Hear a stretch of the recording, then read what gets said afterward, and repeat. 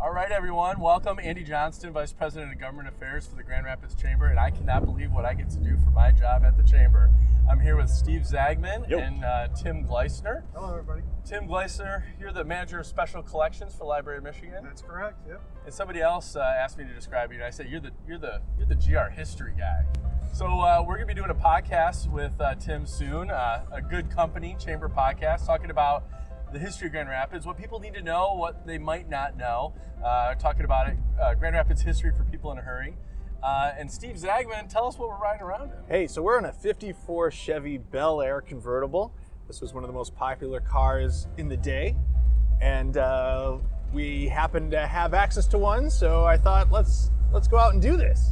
So we were talking about, are there any like funny Grand Rapids history stories? Like, you think back, you learn about Howard Taft getting stuck in the bathtub, or Benjamin Franklin really engaging in debauchery in France. Not too far from here is Burleson's Clinic. That was a famous clinic, nationwide famous, for the curing of hemorrhoids. Really? Oh yeah, it was fantastic. Okay. And what they did was they had a prod, an electric prod. And, Right. Right. So I noticed we drove by the Harris Building, and that's one of those buildings that actually house a secret society of Grand Rapids. Up and down here. So anybody, whoever was whoever back in Grand Rapids, you had to belong to one of those societies. Now you just need to plug to the Chamber. That's right, exactly. Yeah. And this park right here, fantastic, right? I mean, this park, Monument Square.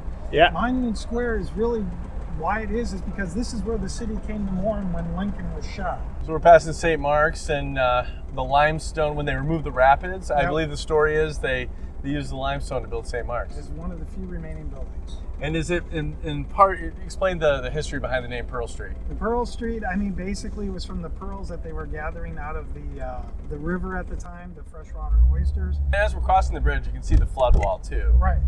So the 1904 the flood. 1904 flood. Yeah, and so I think the biggest thing about that flood was the magnitude of it. It went from here all the way to John Ball Park. Wow. And now we're on Bridge Street. I mean, all the renewal that's happening here, it's just incredible. So Bridge Street has a fascinating history. This was the first German neighborhood, right? Yeah. Like this was the German neighborhood. Guten Tag. Was it the 1860s that we saw a lot of those waves of different ethnic groups coming to Yeah, Grand so Rapids? the different ethnic groups start with the Irish, start with the Germans, and then it becomes the Polish, it becomes the Lithuanians, and then eventually what happens is, those groups all Americanize, they start moving out. Then we get the Latinos back in the 1950s down Granville Avenue and down in this corridor. And then, African Americans have been here from the very beginning. Okay. So like at the head of Granville Avenue, the Irish shantytown was here, and one of the earliest stories from the 1860s was how when the Civil War soldiers mustered here, they would get in fights with the Irish.